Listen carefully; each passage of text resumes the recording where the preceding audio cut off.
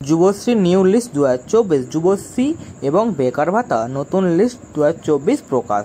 নাম দেখুন লিস্টে, পিডিএফ ডাউনলোড করে। তো চলুন বন্ধুরা, আজকে আপনাদেরকে ভিডিওর মাধ্যমে সমস্ত কিছু বিস্তারিত জানিয়ে দেব। যুবশ্রী প্রকল্প new waiting list 2024 download PDF. Yuvashree প্রকল্প কিংবা বেকার ভাতা প্রকল্পের নতুন লিস্ট প্রকাশিত হলো এমপ্লয়মেন্ট ব্যাংকের তরফ থেকে। যুবশ্রী প্রকল্পের মাধ্যমে পশ্চিমবঙ্গের বেকার ছেলেমেয়েরা প্রতি মাসে রাজ্য সরকারের তরফ থেকে 1,500 টাকা করে পেয়ে থাকেন। আপনি যদি যুবশ্রী প্রকল্পে রেজিস্ট্রেশন করে থাকেন তাহলে দেখে নিন যুবশ্রী প্রকল্পের নতুন লিস্টে 2024-এ আপনার নাম রয়েছে কিনা। যুবশ্রী প্রকল্প বা বেকার ভাতা নতুন লিস্ট 2024-এ নাম থাকলে নির্দিষ্ট সময়ের মধ্যে অ্যানেক্সার 1 ফর্ম সাবমিট করতে হবে। যুবশ্রী প্রকল্পের অফিসিয়াল ওয়েবসাইটে 5th যুবশ্রী ওয়েটিং লিস্ট 2024 প্রকাশিত হলো, যেখানে প্রায় 554 পাতার পিডিএফের নামের লিস্ট প্রকাশিত হয়েছে। যুবশ্রী প্রকল্পের নিউ ওয়েটিং লিস্ট 2024 এ প্রায় 20,000-এরও বেশি আবেদনকারীর নাম রয়েছে। কিভাবে ডাউনলোড করবেন বেকার ভাতা ওয়েটিং লিস্ট 2024 ও নাম লিস্টে থাকলে পরবর্তী প্রক্রিয়া কী রয়েছে। যুবশ্রী প্রকল্প new waiting list 2024 download PDF বেকার ভাতা list 2024 employment bank new list 2024 PDF বা Yuvashree new list 2024 PDF download. প্রথমে আপনাকে এমপ্লয়মেন্ট ব্যাংকের অফিসিয়াল ওয়েবসাইটে আসতে হবে।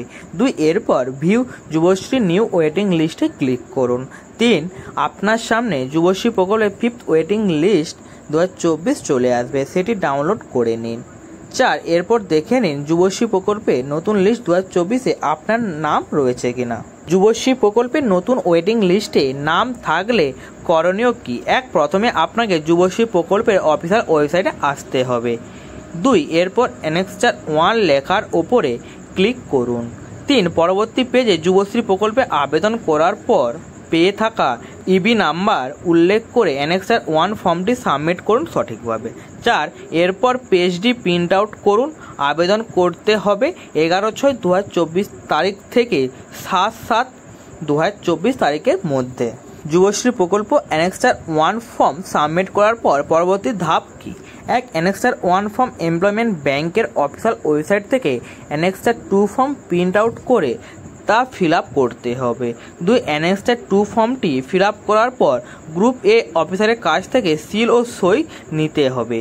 3 এরপর অ্যানেক্সার 1 ও অ্যানেক্সার 2 ফর্ম সাথে ব্যাংকের পাসবুকের প্রথম পাতার জেরক্স সহকারে সংশ্লিষ্ট এমপ্লয়মেন্ট এক্সচেঞ্জ অফিসে ভ্যালিডেশনের জন্য জমা দিতে হবে।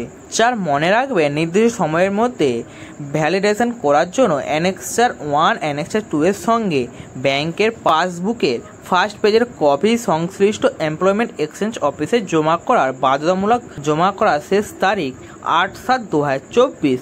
5 অনলাইনে অ্যানেক্সার 1 ফর্ম ফিল আপ ও ভ্যালিডেশন করার জন্য এমপ্লয়মেন্ট এক্সচেঞ্জ অফিসে প্রিন্ট আউট জমা করার তারিখ পেরিয়ে গেলে সে আবেদনকারী আর এই তালিকার জন্য বিবেচিত হবেন না।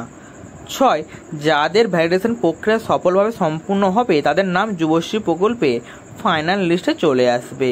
এরপর টাকা পাওয়া শুরু করবেন।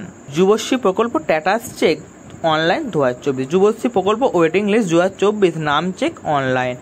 প্রথমে আপনাকে এমপ্লয়মেন্ট ব্যাংকের অফিসিয়াল ওয়েবসাইটে আসতে হবে। 2 এরপর view status for enrolment and Yuvashree লেখার ওপর ক্লিক করুন। 3 পরবর্তী পেজে যুবশ্রী প্রকল্পে আবেদন করার পর পাওয়া জব সিকার আইডি বা ইবি নাম্বার উল্লেখ করুন এবং নিচে থাকা ক্যাপচার লেখাটি বক্সে উল্লেখ করে সাবমিট করুন।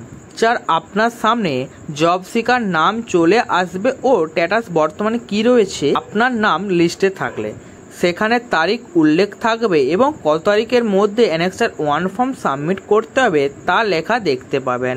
উক্ত তারিখের মধ্যে আপনার অ্যানেক্সার 1 ফর্মটি সাবমিট সম্পূর্ণ করতে হবে। তো বন্ধুরা, আজকের ভিডিও এই পর্যন্তই। আমি সমস্ত কিছুর লিঙ্ক অ্যানেক্সার 1 ফর্মের লিস্ট এবং 2 ফর্মের লিস্ট এবং কিভাবে আপনারা পিডিএফটি ডাউনলোড করবেন তার লিঙ্কও আমি এই ভিডিও ডেসক্রিপশন বক্সে দিয়ে দেবো। তো বন্ধুরা, ভিডিওটি এই পর্যন্ত। ভিডিওটি যদি ভালো লেগে থাকে চ্যানেলটিকে অবশ্যই সাবস্ক্রাইব করে দেবেন এবং ভিডিওটিতেও লাইক করে দেবেন।